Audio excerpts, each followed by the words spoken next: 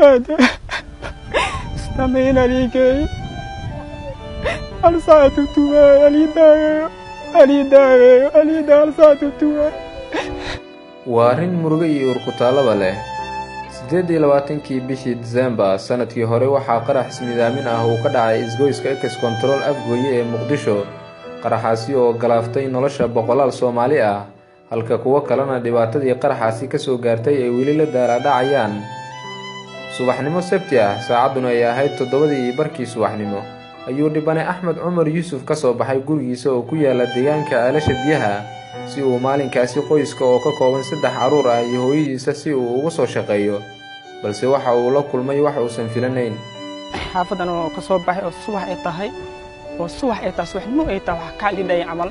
waa soo kacay shaqo mari shaqadii waxa la meesha maanta shaq mataal la dhahay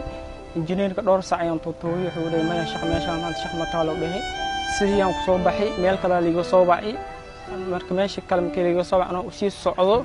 ayaa baawurkii Ex Control anoo joogo ayaa baawurkii kala celinayay oo baawur si kuuleemi sameeyaan si jidka ay u maraan marka aniga baawurkii hadan shaqadii hadan anoo liiga dharrooy nolomaadkiis maalintaas habeen kasta waa qaday wax aan haysto ma laha ma fahmino deena ku noolaay deena liiga qashbadna liiga rawi waalidkaygan aniga wax iga suwaayeen ilmahana ujeedada inaan wax iga suwaay macal qoyskeeya ma fahantiin markii intaas ay tahay hadan maalintii anoo ku fikirayo maxamedo shaqadii waan laga dhado jidkiina waa waxay yahay maxaa sameeyay harqad oo aalaada lama sheey nodka dadkii jid loo furay oo kuwan leeyahay sameeyaan intaas ay tahay jidka baawrkii waa ka degi laba talaab makan qaadaha la kulmay marka anoo qadax aan la kulmay aan naxtin ku tan anoo hadan ruutii iyo qoyskeeya iyo walaalay iyo familkii aan fikiray ayaa hadan xuskii ayaa hadan qarxiyaan la kulmay naxtin ayaan la qaaday meeshii hadan lugta aan ku istaagay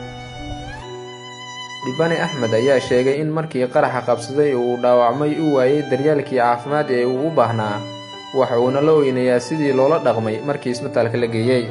jibi walaal waxaan dareemay in hadan dhibaatadaas aan la kulmay qaada waasi aan waayay nin walba dadkiisu uu orday wala qaadariin iyo waqtiita waxa sameeyay ماذا استمعنا لك أرسلت التوى أليدا أرسلت التوى Abu Cumar Yuusuf Qaasim oo ah aabaha dhalay Axmed Cumar ayaa sheegay markii uu maqlay in wiilkii ay ku tiirsanayd noloshooda uu ku dhaawacmay qaraxii Ex Control inuu mir daboolmay isla markaana uu ka soo lugeeyay beer ku taala duleedka Afgooye telefoon la isoo diray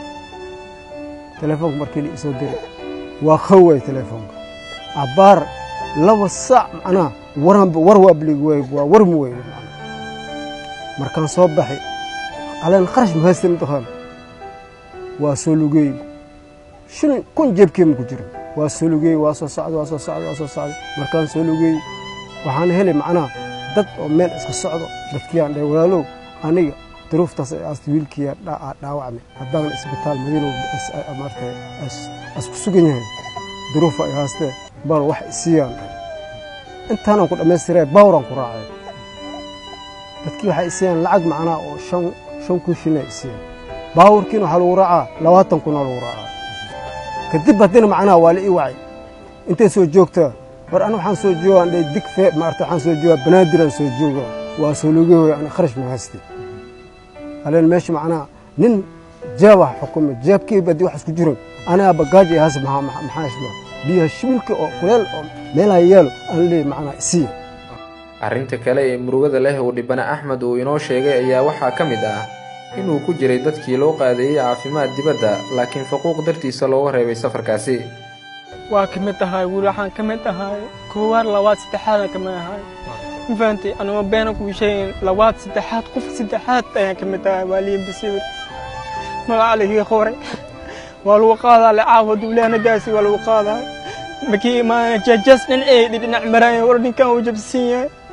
هذي بنا شهادة إن إسبيطال مدينة كشقة وماشي جو هل ساعة وتوتوي وردين كان قاضي وقرية ما هي مقالين إيه مقالين كان مقالين وقرية سبير كيس حسنا وقاضي معنا ولا ما مقالين كان ججسة ماشي ودين عمرين الحمد لله لوتي وي أرتي هذا سيرت هذا تخطيرته وما ماشي اسكجيفا سيرت هذا وما واي وatahay in oo u jeedaan Axmed Yuusuf qoyskan ka kooban 3 caruur iyo hooyada dhashay iyo aabihii dhalay oo isaga hormud u ahaa isla markaana uu xoogiisa ugu shaqeyn jiray maanta waxay la oonayaan inaysan haysanin wax ay cunaan isla markaana gaadiidkii u shaqeynaya oo ah Axmed oo xoog u ahaa cidana uu lugti ka go'an yahay qaraxii ex control ee afgooyana uu ku waxyeeloway guud ahaan ummadda Soomaaliyeed iyo cid walba wax haysata iyo dawladda federaalka Soomaaliya oo ugu horeeyay madaxweyne Farmaajo iyo ra'iisul wasaare Khayre iyo hay'adaha gargaarka bixiya waxay ka codsadeen ciidan inay soo caawiyaan isla markaana taageero ay u fidiyaan dawladda Soomaaliya waxaan ka codsanayaa inkastoo wax bixinta Ilaahay iska leeyahay waxaan ka codsanayaa kulay way u jeedaan caruurteeda iyo waalidkeeda u jeedaan aniga way ii jeedaan dhaawacayna u jeedaan iyo meeshan ku noolahay waxaan ka codsanayaa gurmad degdeg ah inay fidiyaan oo nolosheeda maareeyo iyo waalidkeega aniga si waxaan ugu taliyay waalidkeega inay u tiirsan yahay dambaantii hadda walaana been ku sheegay meeshan hadda aan fadhiyo hashinka cunoon hadda dadka masaakiinta oo macna dadka meelaha degan ala isoo qaqaarumoyn sidii guri aan ku nool wax lagu siino baamno ku shilin had waalidkeega jeebkan ku soo bixiyo waa kana ima dhaw waxba ma haastan wax ka keenay farayeen faqiir waxba ma haastan caalamka muslimiinta meel kasta ka joogan wiilkeena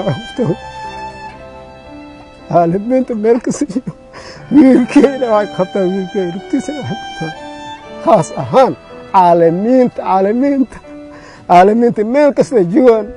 muslimiinta meel kasta joogan caalamiinta ina ilaahay macnaa wiilkeena qabtaa wiilkeena Ismaaciil Aadan Bariise Somali Cable TV